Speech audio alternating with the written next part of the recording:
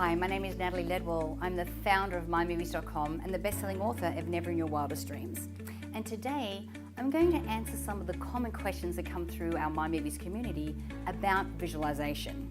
So if you'd like to gain a deeper understanding of what visualization actually is and how to use it to harness its power effectively, then discover some of the frequently asked questions that I'm going to go through today that I get from our community.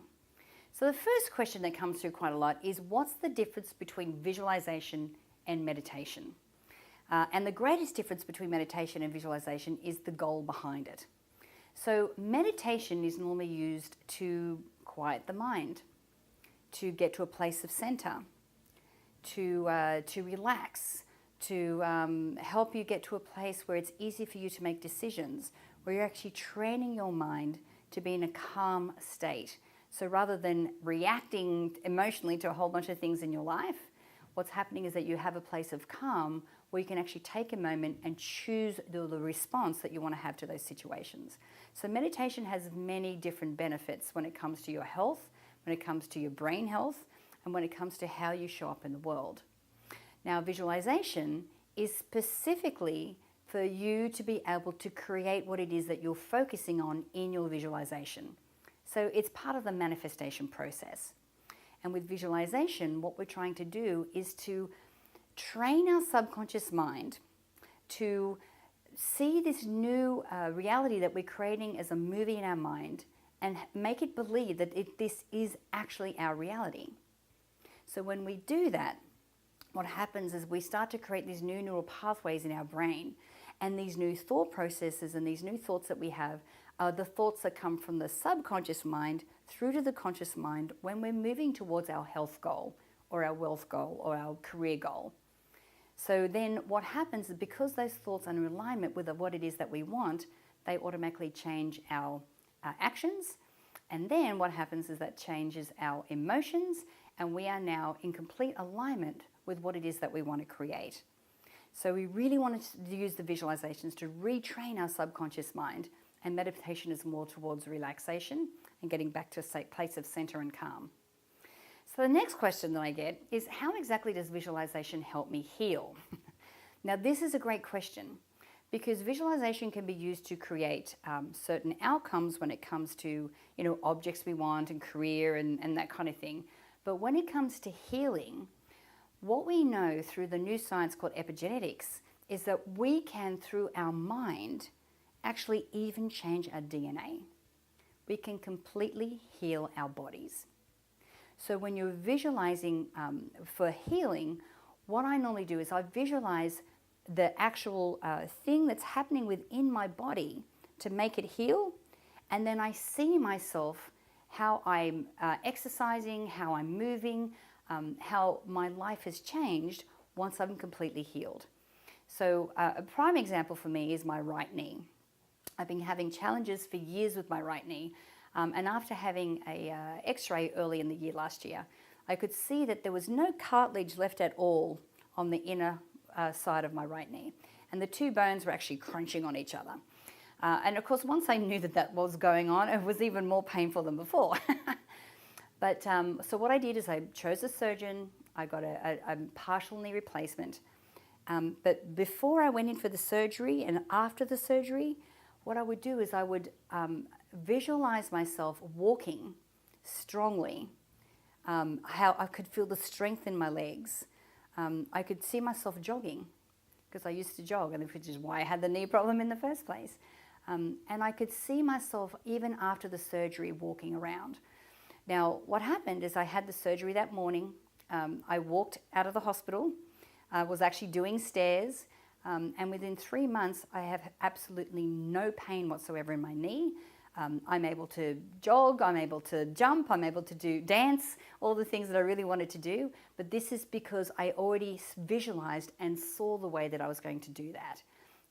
So that's how it actually helps to heal. So you actually see yourself already operating, and whatever it is that you're going to do once you're healed, you do that. And I also visualized all my ligaments healing as well. So that's how you do that. Okay, next question is, how often should I practice visualization? I say as often as possible. Now, in saying that, it doesn't mean that you have to sit down in like a meditation pose and close your eyes and actually do this meditation. Visualization. There are different ways that you can do that. So visualization, yes. If you've got a vision board, if you've got affirmations or a mind movie, and you're watching that, you can actually obviously see yourself in your mind as you're looking at those things. You can also watch that or look at that and then afterwards go into a visualization. But you can also do your visualization when you're driving the car or when you're walking in nature.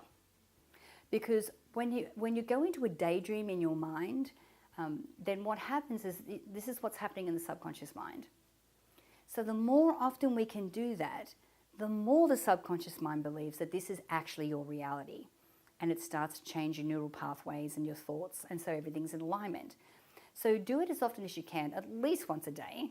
But if it's something that you're really focusing on, like for example, with me, if I'm working on my children's curriculum, I will make sure I do a visualization of what it's like to walk into a classroom in Africa or in the US, and seeing those conversations that I'm having with the students and the teachers and how much this program has changed their life.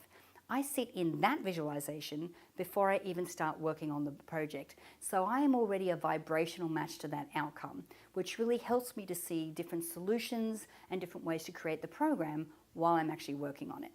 Okay, so as often as you can, but at least once a day. Right, the next question we get are there different types of visualization techniques? Yes, there are.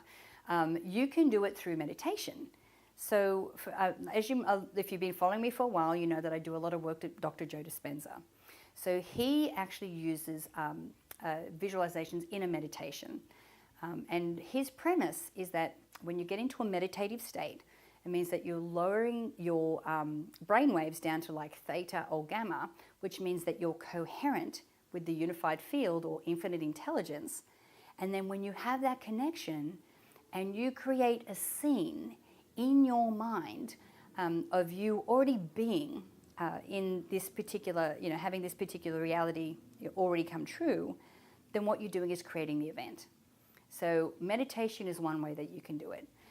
The next thing you do is like see a movie in your mind. You want to experience all of your senses. So this is why a mind movie is so powerful, because it helps you to get there very quickly. And of course, the music with a mind movie really helps you to emotionally get there very quickly. But the more you can bring all of your senses into the visualization, the more real it is for your subconscious mind. And I always use the example of when I'm looking to bring in a new love, and I think about things that we do together, and one of those things would be going on vacation to a beach location. So I'm on a deck chair, and I can feel the deck chair underneath my butt, right?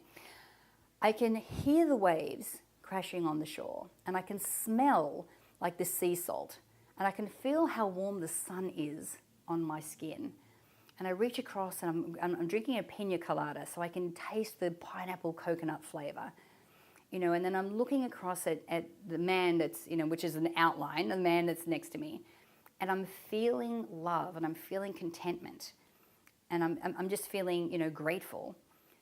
So as many senses as you can bring into the visualization, the more real it becomes for your subconscious mind. And daydreaming is something else, is another way that you could do it as well. And daydreaming is really effective when you're driving the car, because how many times have you driven and got to a traffic light and went, ooh, I don't remember driving for the last 5 minutes, because you're thinking of other things. Well, this is a great way to do that. If you're standing in line, if you're walking in nature. I normally do it when I'm out, walking my dog Bella. I'll be thinking about, this reality that I want to create. So daydreaming is also a really effective way to do it too. So the next question is, what tools can I use to make visualization easier and more effective? Okay, well, obviously the first one that comes to mind is vision boards. They've been around for years and years and years. And with a vision board, what you're doing is you're cutting out photos from magazines, sticking them on a board of the kind of things that you want to create. You can also add affirmations in there. And so when you look at this board, it makes it easier for you to put yourself in that future. Obviously, affirmations are fantastic as well, because they're describing your future now using the right language, getting you to take ownership of what it is that you want to create, especially when you start your affirmations with the words I am. And then of course, mind movies. And mind movies are like vision boards on steroids. Affirmations, photos, and music combined. And the cool thing about a mind movie is that you can download it to any of your devices and carry it around with you. And believe me, I've pulled out my health mind movie many times when I'm on the elliptical at the gym and I should be doing another 10 minutes, but I don't want to. I'm like, right, watch my mind movie, and it keeps me motivated to keep going with that extra mile. Okay, so they're the tools. Vision boards, affirmations, and mind movies, I think are the most effective. Okay, next question is, I tend to get distracted when I visualize. What can I do? So when you get distracted, this is like a muscle like any other muscle. You'll get more used to it as you do it. Using tools like mind movies and vision boards and so forth really help you to do that. But start off with just a minute. Can you do a minute? And then you want to go to maybe a minute and a half, and then maybe 2 minutes. And really help, whatever it is that you can help to you get there, especially if you're focusing on your why. You know, for me, like I remember back in the day when I had my big, weight loss goal, I really wanted to get down to a size 10 for my 40th birthday. That was my big, burning desire why. So what is your why? And if you can think about that before you go into your visualization, it really helps that to go a lot further for you. Now, before I go, I'd like to hear from you. So if you have a different question regarding the topic of visualization that you would like me to answer, please share it in the comment box below, and I will do my best to answer it as soon as possible. So again, my name is Natalie Ledwell. Thank you for watching, and bye for now.